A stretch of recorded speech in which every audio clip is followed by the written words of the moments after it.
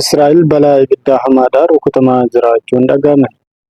Balaa kana dhaamsuudhaaf humnaa walitti ta'uudhaan biyyoota addunyaatiin na dhaqqabaa jettee waywaataa jirti. USA fi Ukraine qabeenya uumamaa qoodachuudhaaf walii galan. Gorsaan nageenya biyyaalessaa Ameerikaa aangoo gadhiisuun dhaga'ame. Manni maree ministeerotaa lammiileen biyyoota alaa qabeenya hin sochoone akka dhuunfatan murteesse. Somaaliyaan bulchiinsa Somaalilaand waliin hariiroo kan qabdu Taayiwaan irra oggura balallii kaa'uu Taayiwaan balaaleffatte. Ashamaar Kafuunee dhaggeeffattootaa fi hordoftoota chaanala biiftuu miidiyaa jira jirtu jecha oduulee gaggabaaboo yeroo ammaa garmaan gadiitti sin dhageessifna amma xumuraatti nu hojii turan affeerraa gama kennaatiin. Israa'el ibidda daggalaa seenaa keessatti saamaadha jedhame dhaamsuuf gareewwan 150 duulchiftus to'achuu dadhabde. Ministeerri muummee Beeniyaamin Netanyaahuu magaalaa Jeruusaalem marsee ibidda roobii qabate kana sababeeffachuun labsii yeroo ariifachiisaa labse. Bubbee jabaa fi gogiinsi jiru ibiddicha ammeesseera jedheera. Magaalota hedduu keessaa namoonni akka bahan godhameera. Daandiiwwan gurguddoon cufamanis turan amma garuu deebi'anii banamuunis himameera. Israa'el xiyyaarota ittisaa balaa ibiddaaf oolan dabalateen gama adda addaan hawaasni addunyaa deeggarsa akka godhuuf gaafatteeti jirti. Guyyaa bilisummaa sababa godhachuun sagantaaleen qophaa'anii turanis sababuma balaa kanaatiin haqamanii jiru.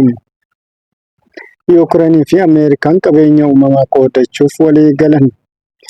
Yuukireenii fi Ameerikaan qabeenya uumamaa Yuukireen qoodachuuf akkasumallee US'n tasgabbii Yuukireen mirkaneessuu irratti xiyyeeffatu irratti walii galan.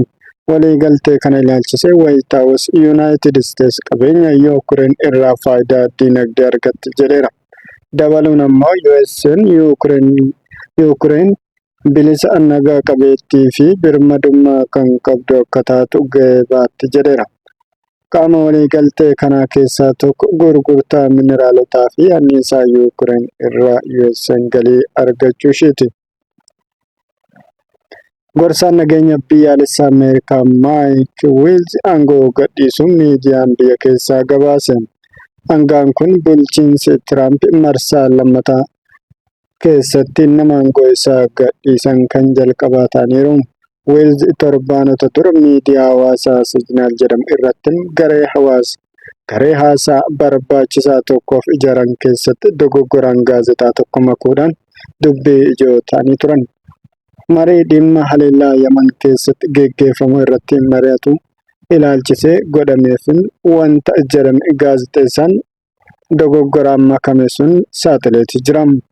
Gareen Tiraamp odeeffannoo marii sana irratti qoodame iccitii guddaa balaa qabu hin turre jedheera. Aangaan kun garuu dogoggoraan mudateef itti gaafatamummaa guutuu akka fudhatu himeera. Gama biraatiin manni maree ministeerotaa lammiileen alaa qabeenya hin sochoone akka dhuunfatan murteesse. Manni maree ministeerotaa Itoophiyaa oolmaa isaa guyyaa irratti dhimmoota irratti mari'atan murteesse keessaa tokko mirga qabeenya horachuu lammiilee biyya alaa dhoorgamee ture wajjin wal qabata.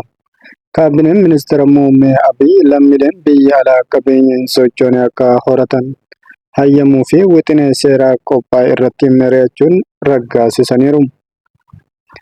Waajjirri ministeera muummee gabaasa baaseen wixineen ragga'e kun lammiilee alaa lafa argachuun misoomsuun isaanii investimentii jajjabeessa jedheera. Sooma damee manneen jireenyaas ni dabala jedhe. Madaala fedhii fi dhiyeessii manneen jireenyaa eegsisuu fi lammiileef carraa hojii uumuu faayidaa qabu guddaa ta'uu irraa kan ka'e wixineen kun raggaasifamu ibseera. Gama kaaniin wixineen hamma qaraxa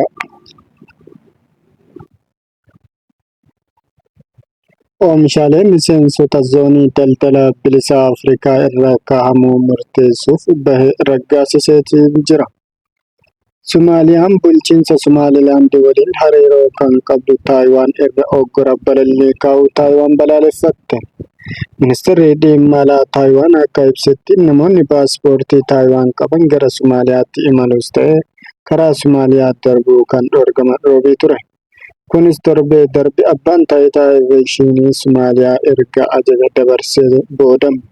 Somaaliyaan hanga yoona waa'ee oggura balallii kanarratti yaada hin kennine.